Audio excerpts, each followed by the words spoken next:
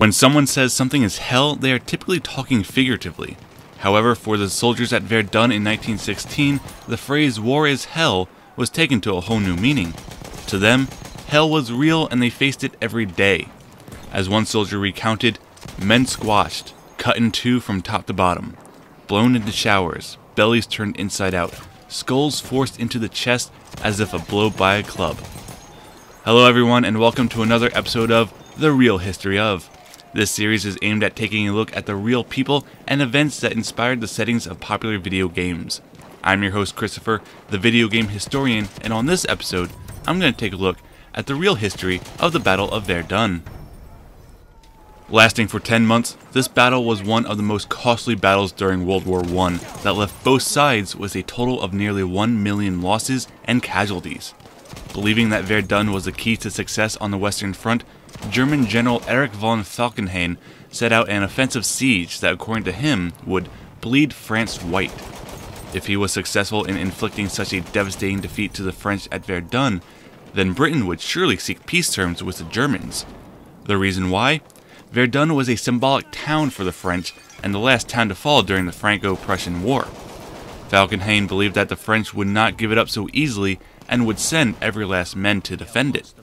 Of the 330 infantry regiments in the French army, 259 would serve here at Verdun. The Germans not only had the French outnumbered, but had complete air superiority during the battle with 168 planes, the largest concentration in history up to that point.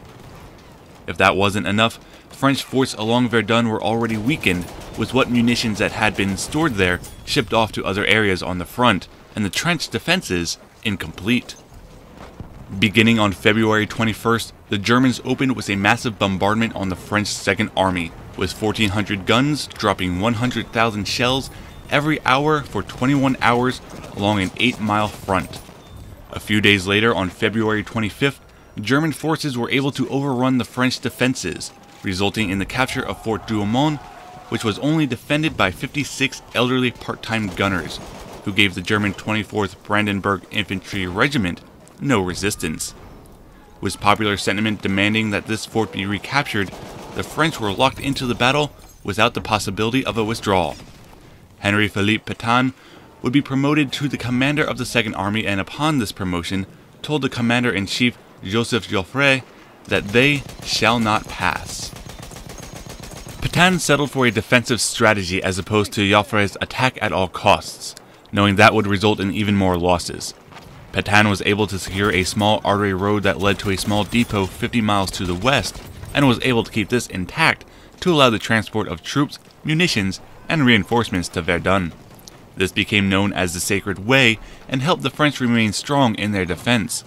Germans continued to launch fresh offensives that allowed them to continue inching their way closer to the forts. By mid-June, the Germans were able to finally capture Fort Vaux, bringing them even closer to Verdun. Major Raynal of Fort Vaux was congratulated for being able to hold the fort since the beginning of the battle. With this fort captured and the Germans so close to Verdun, the French pressed the British to aid them. The British were already in the middle of planning a massive attack on the Germans later in the year, but with the desperate French almost overrun, they moved up the attack. Beginning July 1st, the British launched what is known as the Somme Offensive, and helped alleviate German pressure from Verdun. Germans had come to about 2.5 miles of the town before units were pulled to help at the Somme. By this time, both Pétain and Falkenhayn were replaced.